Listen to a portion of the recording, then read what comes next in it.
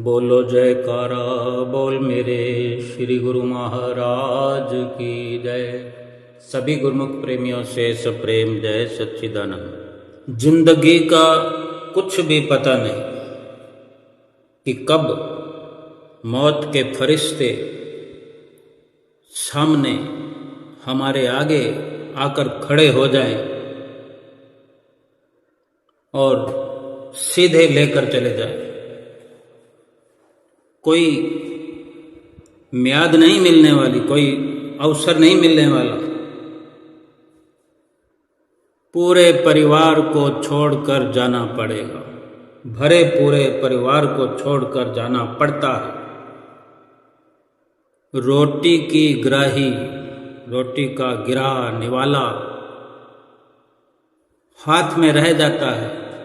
अगर कोई रोटी खा रहा हो तो निवाला मुंह तक पहुंचने तक की मोहलत नहीं मिलती। अगर हुक्म आ गया, मौत का फरिश्ता आ गया, तो फिर सलाह नहीं करते कि भाई तुम रोटी तो क्या एक निवाला भी खा लो, जब तक हम इंतज़ार करते हैं। तुरंत हाथ का हाथ में पड़ा रहेगा और मुंह में मुंह जो निवाला हम ले जा चुके हैं वो चबाने तक भी फुर्सत नहीं मिलेगी, वो मुंह में रह जाएगा। गाड़ी में बैठे हैं, गाड़ी में चढ़ रहे हैं, पैर नीचे नहीं रख सकते, उतर रहे हैं तो चढ़ रहे हैं तो पूरा पैर ऊपर रख करके बैठ नहीं पाते, बीच में रह जाते। कब किस वक्त हार्ट अटैक आ जाए, किस बहाने से कब किस वक्त मृत्यु आ जाए। किस बात का घमंड करते हैं हम, किस बात का हम अहंकार लिए फिरते हैं। एक पल का भरोसा नहीं और हम अपनी प्लानिंग बनाते फिरते हैं। उसकी प्लानिंग का तो हमें पता ही नहीं है कि वो क्या प्लानिंग बना रहा है। उससे तो जुड़ने की भी हमें फुर्सत नहीं, उससे मिलने की फुर्सत नहीं, उसकी तो याद ही नहीं है। बस अपनी प्लानिंग में हम लगे हुए। महापुरुष फरमाते हैं जितना हो सके उसके साथ मिलकर के प्लानिंग करो। सतगुरु ने इस दुनिया में आकर हमारी खोज खबर कर ली है, हमें ढूंढ लिया है। अब तो हमें सचेत हो जाना चाहिए। अगर अब भी सचेत न हुए तो फिर नहीं हो पाएंगे। जन्म तो हाथ से गया और फिर 84 लाख योनियां भुगतनी पड़ेगी। महापुरुष फरमाते हैं खुद को यात्री समझकर सदैव हमेशा यहाँ मेहमान की तरह बनकर रहो इस दुनिया में। ये दुनिया सदा सदा के लिए नहीं है। एक मुसाफिर खाना समझ करके इस दुनिया में सफर करो। पूरब पुण्य फलें समुदायी, सतगुरु मिले परम सुखदाई। सतगुरु शरणी जो भी आए, प्रेम भाव से शीश झुकाए। ये सतगुरु जो मिले हैं बड़े ही पुरबले पुण्य फल देने को आए हैं। ये उन पुण्य कर्मों का ये नतीजा है जो सतगुरु की हमें रहनुमाई मिल रही है। और वो भी सतगुरु ने स्वयं दया करके हमें अपने चरण शरण में लगाया।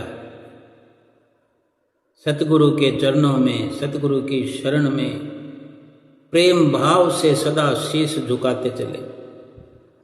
ये संसार में जो रात और दिन गलतान हैं, भूले फिरते हैं, मदहोश हुए, जाने कौन सी दौलत का नशा चढ़ा हुआ है जो भगवान को भूल गए।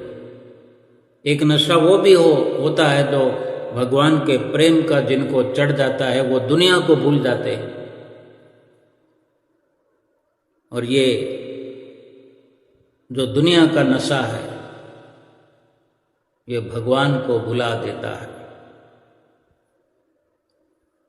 दुनिया भर की कमाई करें, चाहे जो कुछ मिल्कियत यहाँ पर एकत्र करें, जायदाद बनाएं, अपने लिए उसमें कुछ भी नहीं है।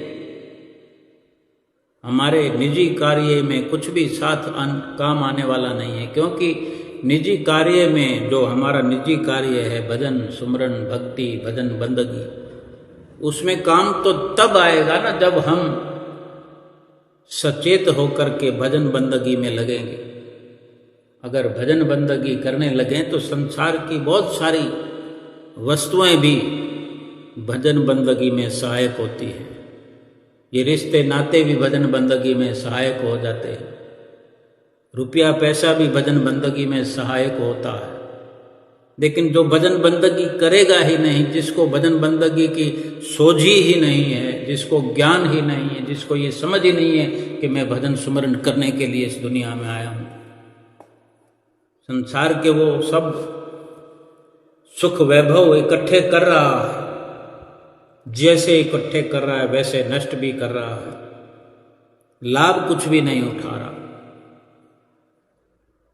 जितनी कमाई हम करते हैं, जितना पैसा हम कमाते हैं, उस पैसे से ही सारी वस्तुएं खरीदते हैं, सुख सुविधाएं खरीदते हैं। एक मकान बनाते हैं तो पैसों से ही बनता है, गाड़ी खरीदते हैं तो पैसों से ही खरीदी जाती है।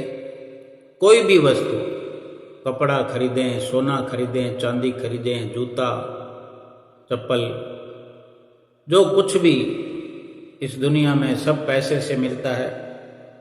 तो हम इसी माध्यम से समझते हैं कि जितना इंसान कमाता है, आजकल तो क्या स्त्री क्या पुरुष सभी कमाते हैं।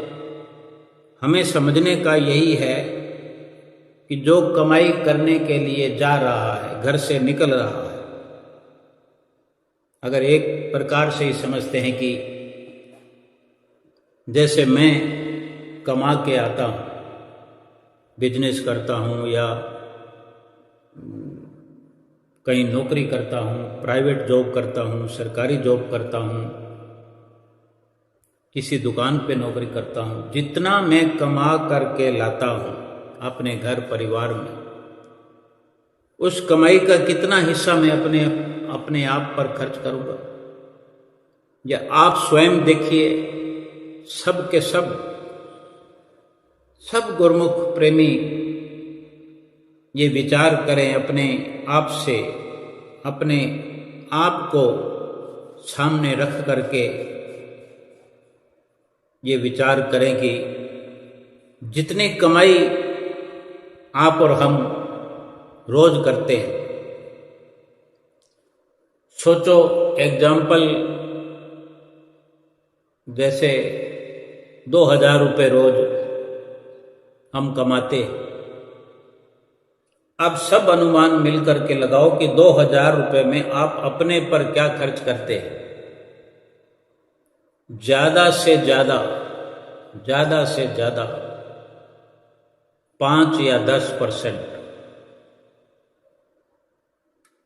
और ज्यादा लगा लो, 15% लगा लो।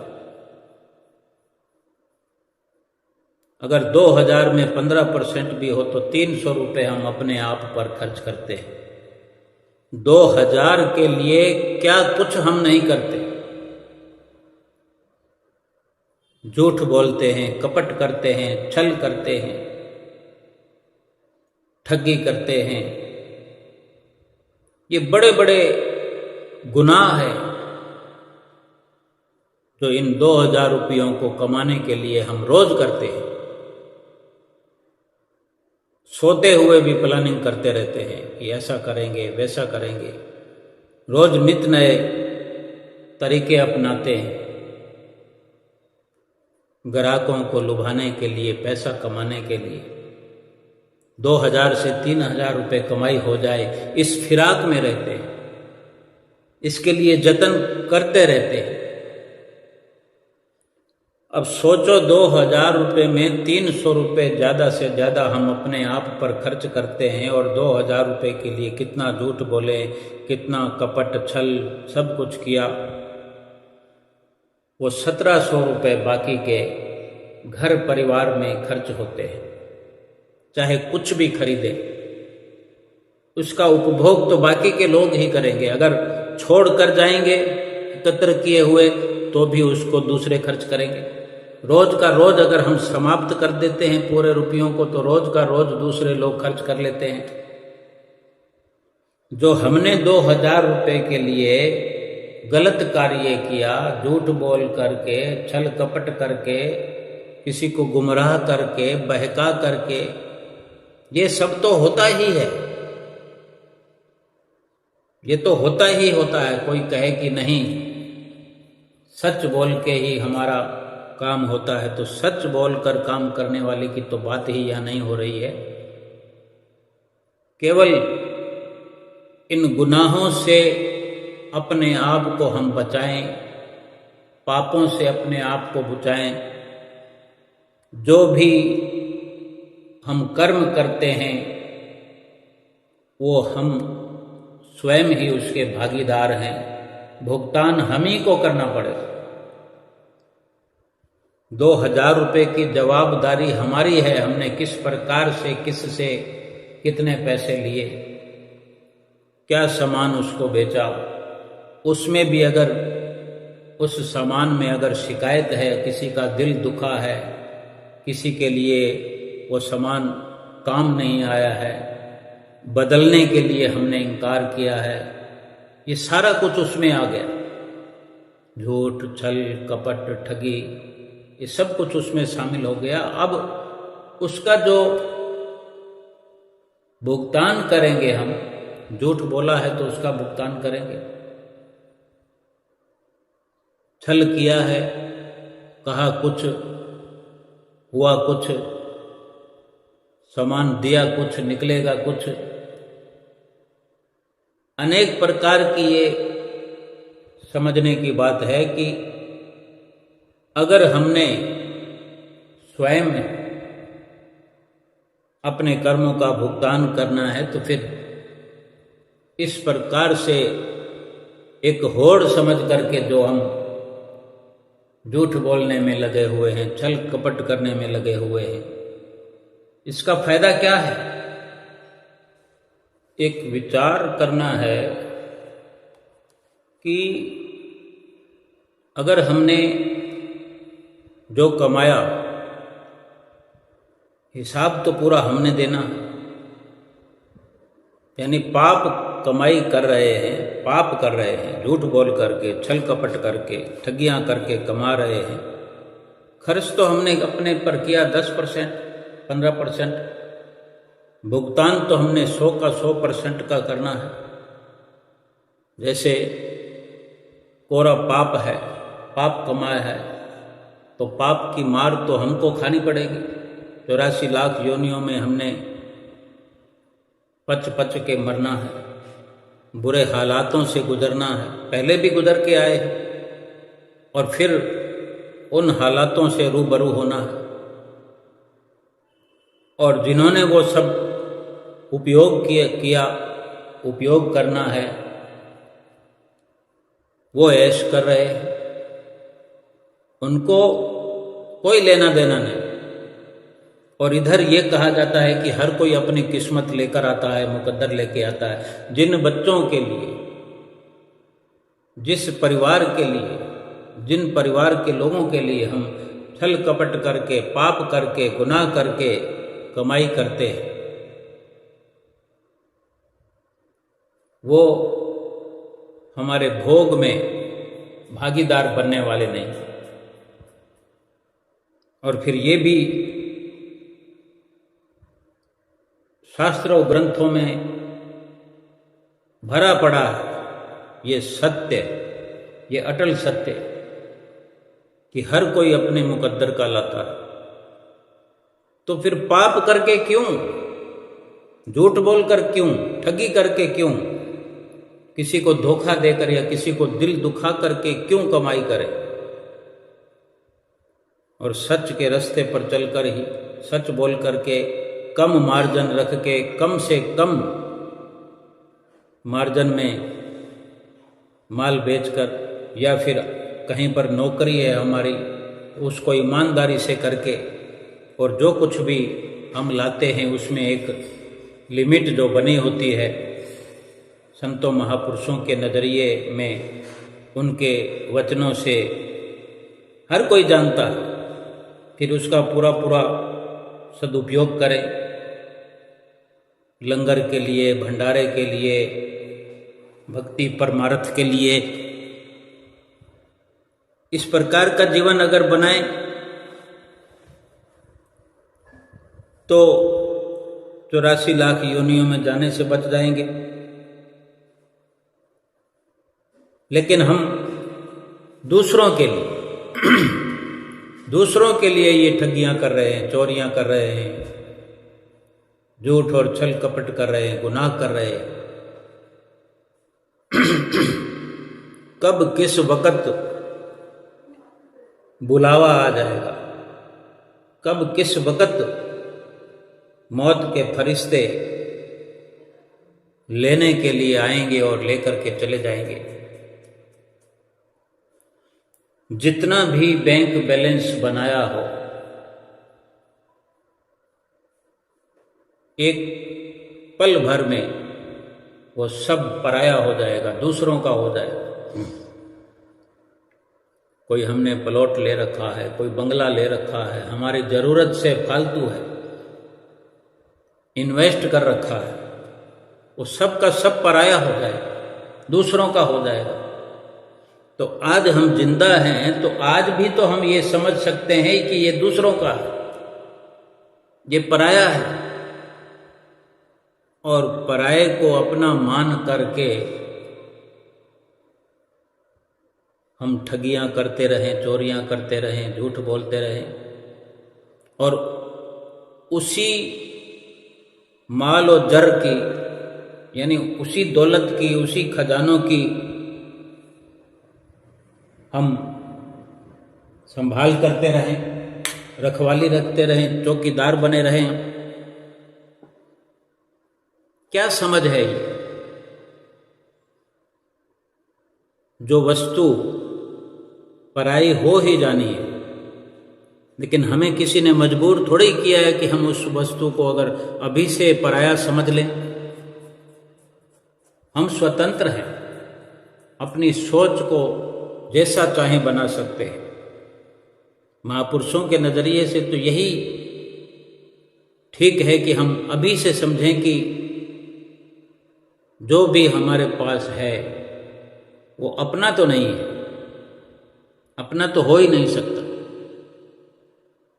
तो क्यों ना उसको खर्च करें, इस प्रकार सदुपयोग करें इस तरह कि कुछ अपना बन जाए। अगर किसी की मदद करते हैं, किसी ज़रूरतमंद को मदद पहुंचाते हैं, बिना किसी मतलब के निष्काम भाव से, सबसे अच्छा रास्ता तो यही है कि हमें वक़्त के संत सतगुरु मिल गए हैं। आज हम देखते भी होंगे, अनेकों वर्षों से हम देख रहे हैं, श्री गुरु महाराज जी के सामने जब गुरुमुख प्रेमी पहुंचते हैं, भेंटा पूजा करते हैं, अपने अपने नजरिए के अनुसार समर्पण भाव रखते हैं, तन से, मन से, धन से, तब ये भाव रख के न करें कि हम कुछ दान कर रहे हैं। दान हम किसको कर सकते हैं? वो तो स्वयं दानी है। उन्होंने ये सब कुछ रचना जो रचाई है वो हमारे लिए ये दरबार खोल दिया है, अति उत्तम ये रास्ता बनाया है, भक्ति की राह बनाई है कि हम नियम पूर्वक सतगुरु के चरणों में जो कुछ भी समर्पित करें। तन समर्पित करते हैं सेवा के लिए, सेवा की मांग करते हैं, तन हमारा रोगों से मुक्त हो जाता है, तन पर आने वाले कष्ट मुक्त जीवन हो जाता है, ये निरोगी काया हो जाती है, शरीर स्वस्थ हो जाता है हमारा।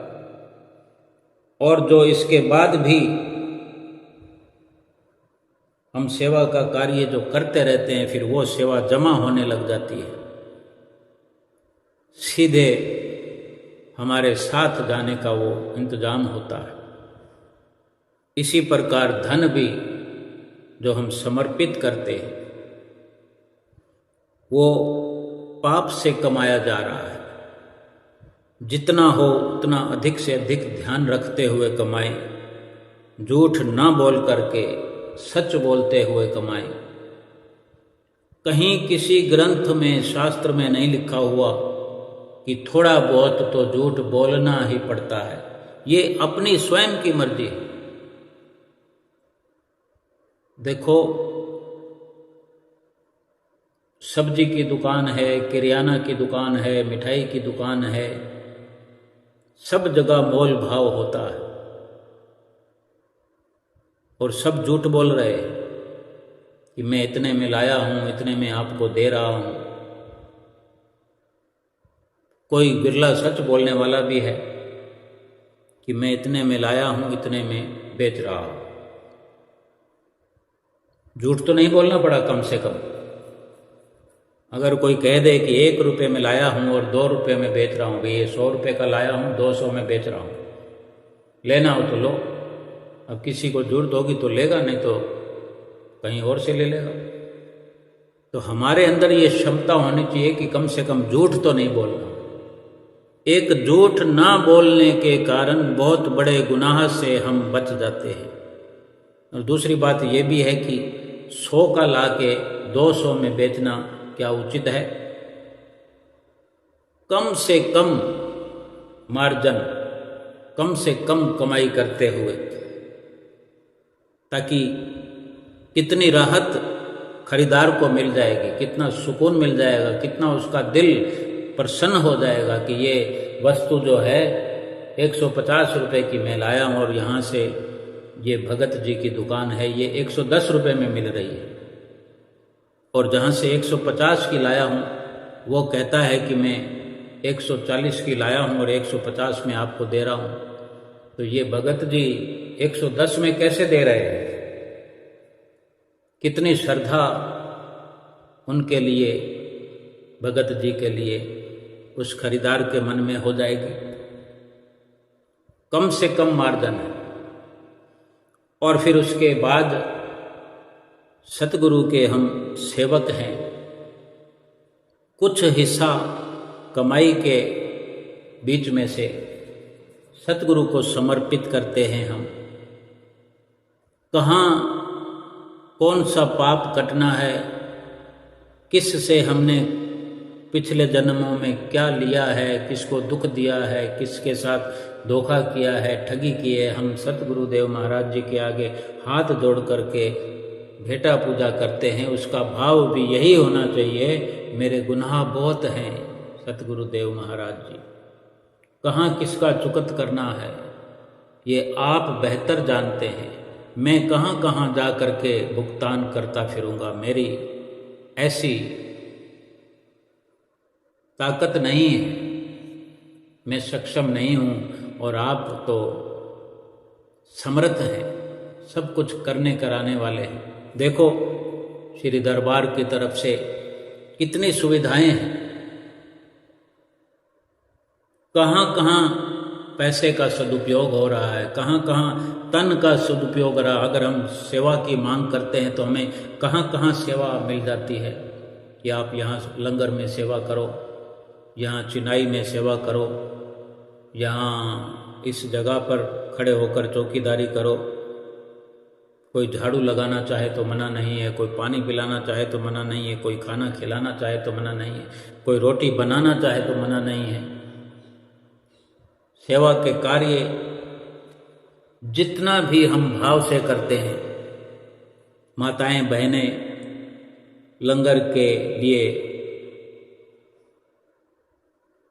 कितनी गर्मी के अंदर चूल्हों पर तवे के ऊपर रोटियां बनाती हैं, कितनी गर्मी होती है वहाँ पर, क्या ज़रूरत है? वो अपने पापों का निवारण होता हुआ अपनी आँखों से देख रही है, अपने मन मस्तिष्क से महसूस कर रही है कि कितना उनको सुकून मिल रहा है उस आग के नज़दीक बैठकर गर्मी के दिनों में भी। महात्मा लोग, भगत लोग कैसे तंदूर के अंदर हाथ डाल करके रोटियां लगाते हैं, सब्जियां बनाते हैं, दूध गर्म करते हैं, कितने बड़े बड़े पतीले होते हैं, बड़े बड़े सब्जी के पतीले होते हैं। केवल ये थोड़ा सा ही बताया जाता है, यानी तन हम हवाले करें, धन भी यथा योग्य हवाले करें, और मन भी। मन से जब हम समर्पित होते हैं, हमारा भाव सतगुरु के चरणों में समर्पित होता है तो मन संवर जाता है। मन को समर्पित करने से तो और हजारों काम हमारे बन जाते हैं। गुरबाणी का कथन जो हम भी अक्सर पढ़ा करते हैं, श्री गुरु महाराज जी की आज्ञा हुई थी कि रोज पढ़ा करें, उसमें ये लाइन आती है, मन बेचे सतगुरु के पास, तिस सेवक के कारज रास। मन को समर्पित कर दिया, समझ लो कि सीधे सीधे शब्दों में कि मन को बेच दो, सतगुरु के हवाले कर दो, अपना अधिकार ही मत रखो मन पे।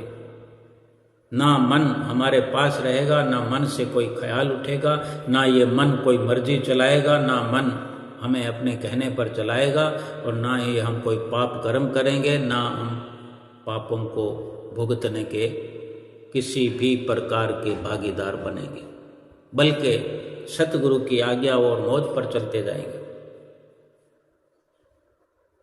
झूठ बोलना सरासर इंसान के पतन की बात है, पतन हो जाता है। झूठ बोलते रहने से लगातार विनाश होता रहता है।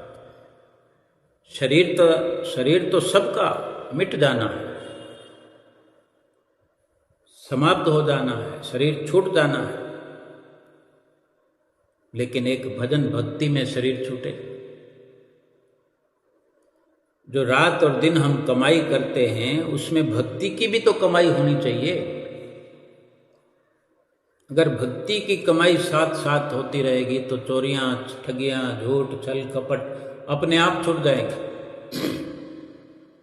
एक एक करके ये सारी बीमारियां निकल जाएगी अपने अंदर से।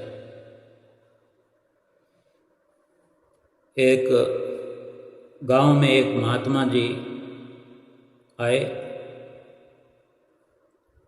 किसी दूसरे शहर से एक गांव में आए तो वहाँ पर सत्संग शुरू हो गया। उनके पास बहुत से लोग पहुँचते, उनका सत्संग सुनते। ये देखकर उनके पास एक आदमी आया और खुद को, भाई मुझे नाम दे दीजिए, मंत्र दे दीजिए,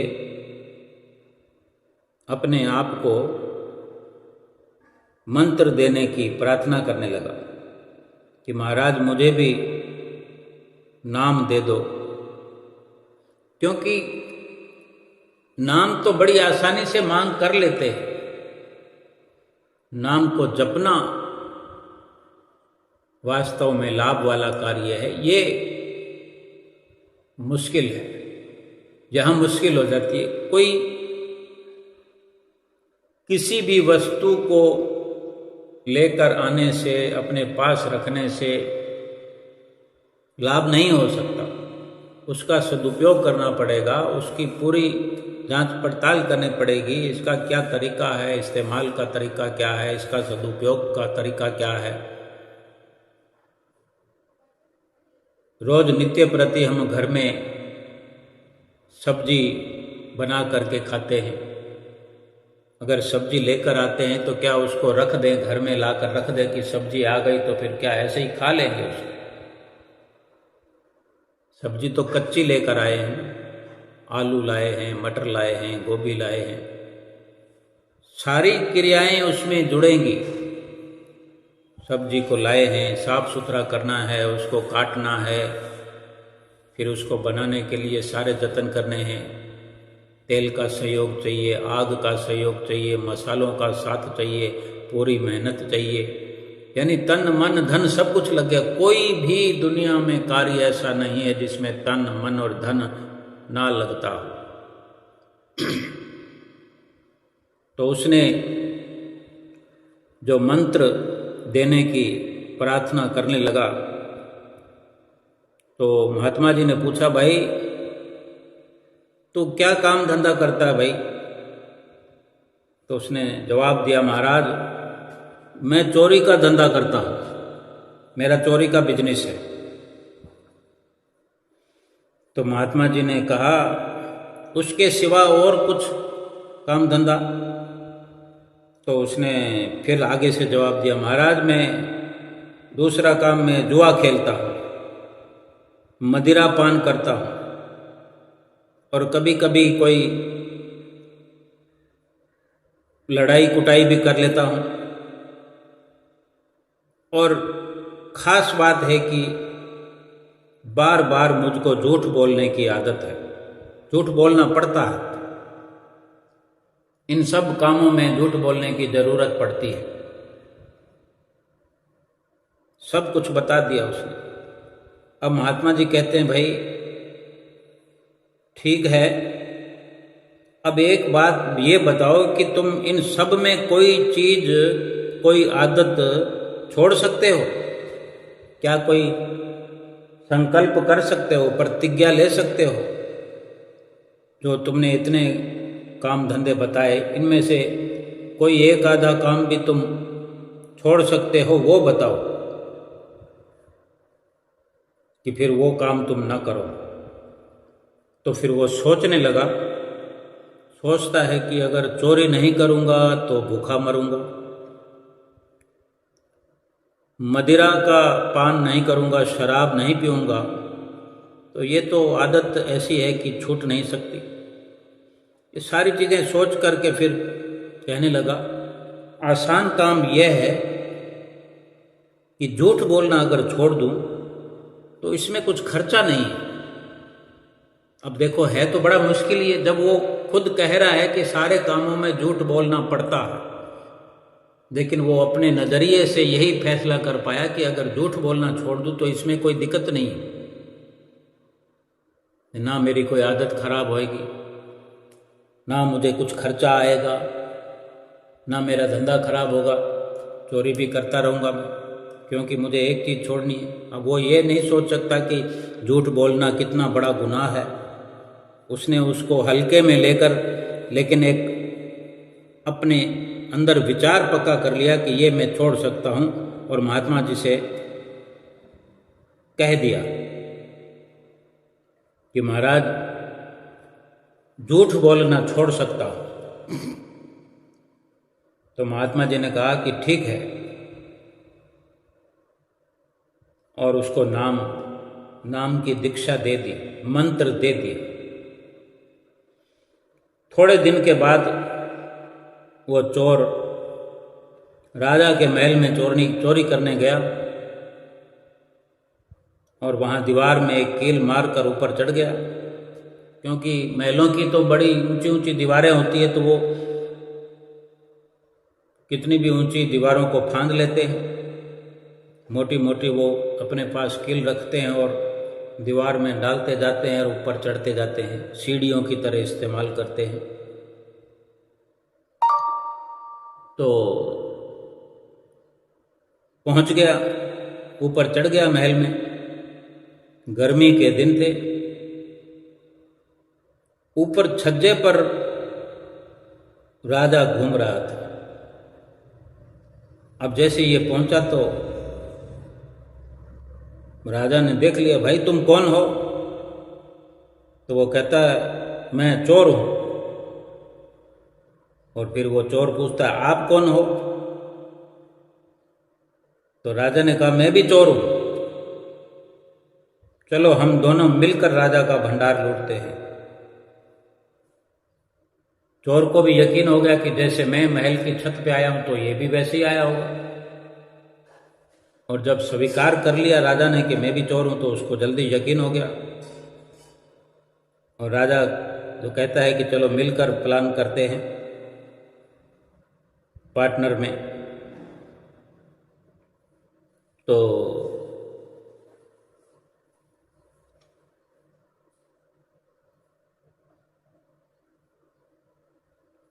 जो राजा है वो चोर से पूछता है लेकिन तू चोर है ये एकदम कबूल कैसे कर लेता है? कभी पकड़ा नहीं जाएगा? ऐसे तू बोलेगा सब जगह, चोरी करके कोई ऐसे थोड़ी बोलता, तूने तो साफ बोल दिया कि मैं चोर हूं। ये राजा चोर से पूछ रहा है। तो चोर कहता महाराज,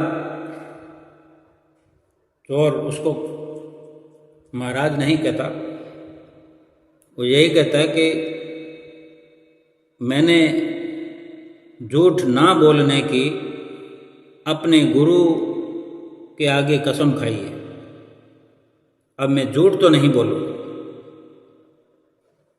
अब उसने जो ये हकीकत बात, सच्ची बात राजा से कह दी, तो राजा ने उस पर विश्वास कर लिया।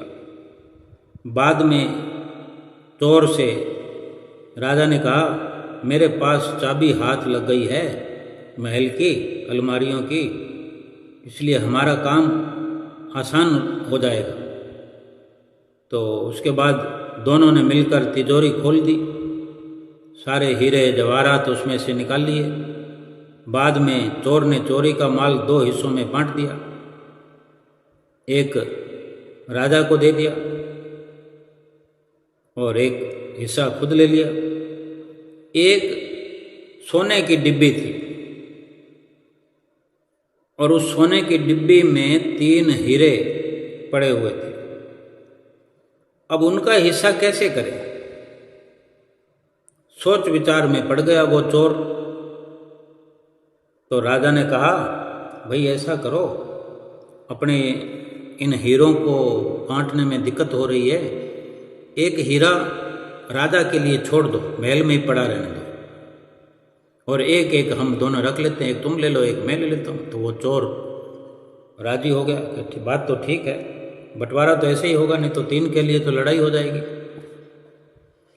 तो चोर ने ऐसे ही किया और दोनों ने अपना अपना रास्ता पकड़ा। राजा ने चोर का ठिकाना पहले पूछ लिया था। अब जो दोनों दोस्त बन गए, चोर चोर मौसेरे भाई, और खुद का ठिकाना बता दिया था।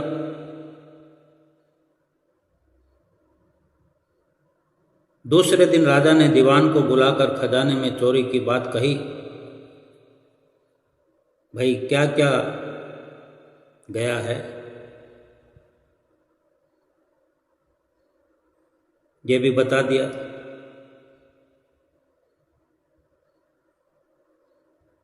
कि भाई सारा माल चला गया। अब ठीक से तो पता नहीं है, वो तो राजा ने उसको सुपुर्द किया काम। ये दीवान, ये वजीर दीवान, ये सब राजा के जो नौकर होते हैं, तो दीवान को कहा भाई बहुत कुछ माल चला गया है, अब तुम पता लगाओ और चोर को ढूंढने का भी तुम्हारे जिम्मे काम है। चोर को ढूंढने का हुक्म दे दिया।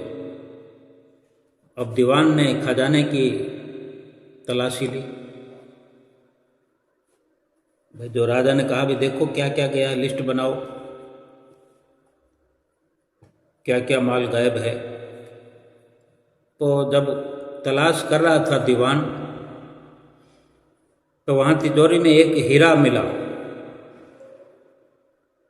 तो वो हीरा उसने अपनी जेब में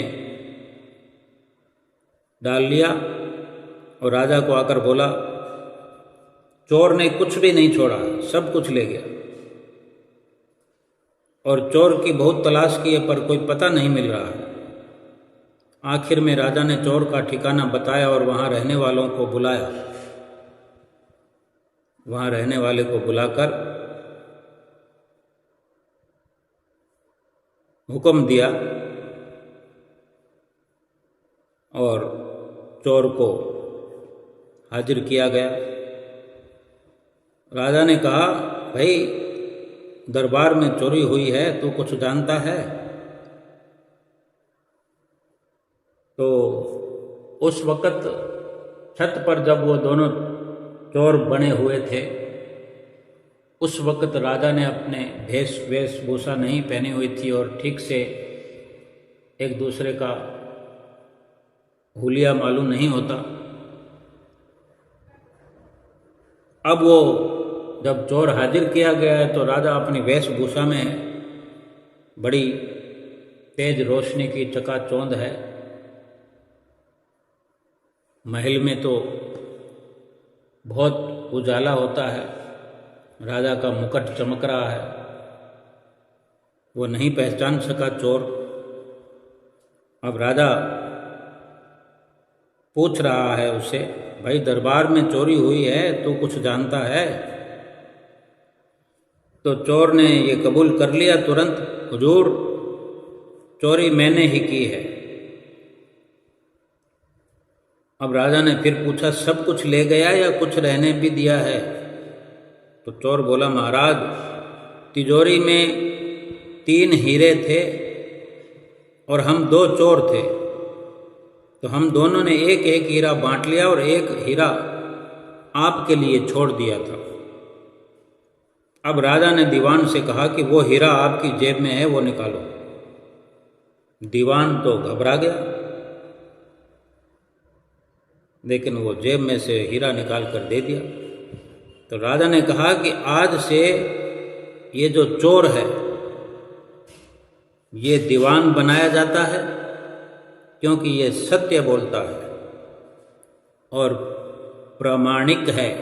इसका पूरा प्रमाण है कि ये सत्य बोलने वाला है। और उस दीवान को निकाल दिया वहाँ से। बाद में उस चोर से राजा ने कहा, आपको गुरु ने जो सत्य बोलने की प्रतिज्ञा करवाई है, उस सत्य के पालन करने से ही आप चोर से आज दीवान बनाए गए हैं। गुरु जी के आपको फिर से दर्शन हो जाएं तो मुझे भी दर्शन करवा देना, जिससे मैं भी उनका सदुपदेश ग्रहण कर सकूं। तो ये सुनकर चोर के मन में विचार आया कि केवल एक झूठ को छोड़ने से,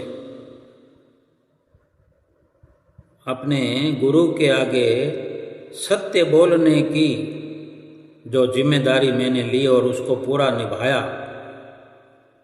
इतने से मनन से, अमल से मैंने दीवान का पद प्राप्त कर लिया। तो दूसरे और जाने क्या क्या संत महापुरुष सिखाते हैं, अगर मैं सब कुछ उनकी आज्ञा पर चलकर मानता चला जाऊं तो क्या मालूम कौन कौन सी पदवियां मुझे हासिल हो जाएगी। ऐसा विचार कर रहा था और थोड़े दिन के बाद गुरु जी वहाँ आए और दीवान से मिले। दीवान ने गुरु के चरण पकड़कर प्रणाम किया। तब गुरु जी ने पूछा, आप कौन हैं? वो गुरु जी, महात्मा जी, दीवान को नहीं समझ पाए जो चोर दीवान बना बैठा है। तो दीवान कहता है, कुछ समय पहले आप मेरे गांव में पधारे थे और सबको धर्म का उपदेश करते थे। वहाँ तो नीति नियम और धर्म के बारे में जो दीक्षा देते थे, तभी मैं आपके पास आया था और आपने मुझे भी धर्म की दीक्षा ग्रहण करने को कहा था। तब मैंने आपसे अपना परिचय दिया था कि मैं चोर हूँ, मैं चोरी, जुआ और सब प्रकार के पाप कर्म करता हूँ। तो आपने जो उनको छोड़ने के लिए कहा था, तो मैंने कहा कि सारे काम तो मैं नहीं छोड़ सकता, मेरा धंधा है, बिजनेस है। केवल सत्य बोलने की बात को मैंने स्वीकार किया था और झूठ बोलने को छोड़ दूंगा, झूठ नहीं बोलूँगा आज से, ये मैंने प्रतिज्ञा की थी। तब आपने मुझे सत्य बोलने की प्रतिज्ञा करवाई और नाम दान दिया तो उसका पालन मैं करता रहा। उसी सत्य की महिमा से यहाँ के राजा ने मुझे सच्चा इंसान समझकर दीवान बना दिया। हालांकि सत्य बोलने में मुझे बहुत मुश्किलों का सामना करना पड़ा, मार खानी पड़ी, परंतु उसके पालन का उपदेश आपने ही किया था। आपने ही ये उपदेश मुझे किया था, मुझसे प्रण करवाया था। ये पद और प्रतिष्ठा आपके ही कारण मुझे प्राप्त हुई है।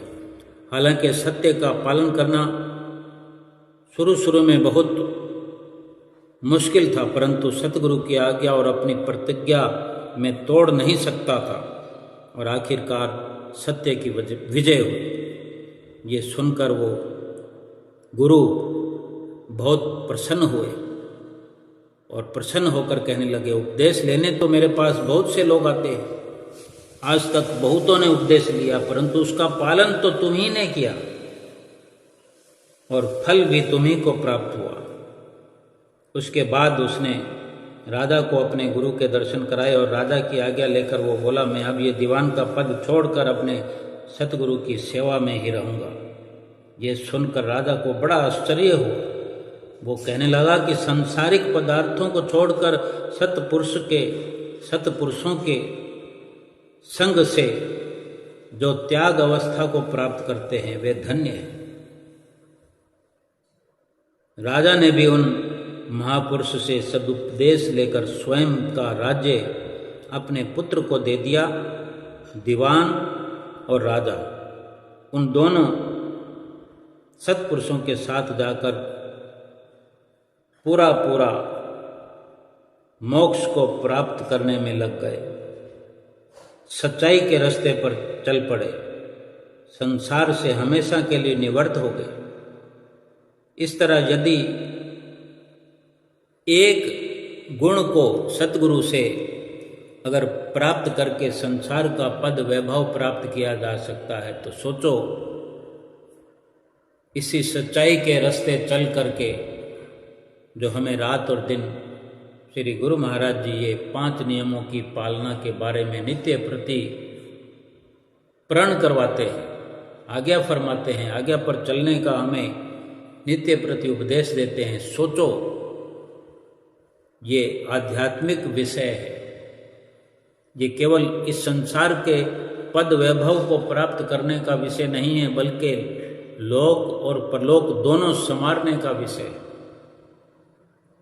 जो सुमरन के बारे में रोज नित्य प्रति हमें हिदायत फरमाते हैं कि 2 घंटे सुमरन, अगर इस प्रकार हम भक्ति की राह पर चलते हुए और श्री सद्गुरुदेव महाराज जी की आज्ञा का नित्य प्रति पालन करें, रोज का रोज नित्य नियमों की पालना करते हुए और 2 घंटे भजन अभ्यास करते हुए संसार में रहकर ही संसार से विरक्त होकर के, संसार से न्यारा होकर के इस लोक को भी सुखी बना सकते हैं और परलोक सुहेला कर सकते हैं। बोलो जयकारा बोल मेरे श्री गुरु महाराज की जय।